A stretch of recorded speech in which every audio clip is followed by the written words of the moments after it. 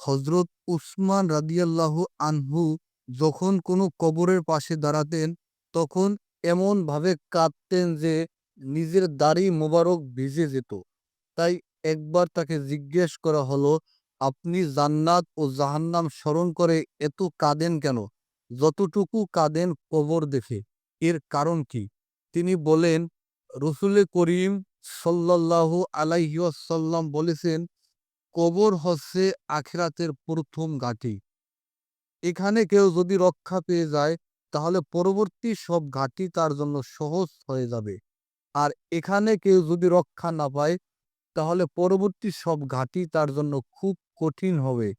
তিনি আরো বললেন, রাসূলে করিম সাল্লাল্লাহু আলাইহি ওয়াসাল্লাম বলেছেন, মেরাজের রজনীতে আমি যত ভয়াবহ দৃশ্য দেখেছি, তার মধ্যে কবরের আযাবই হচ্ছে সবচেয়ে ভয়াবহ।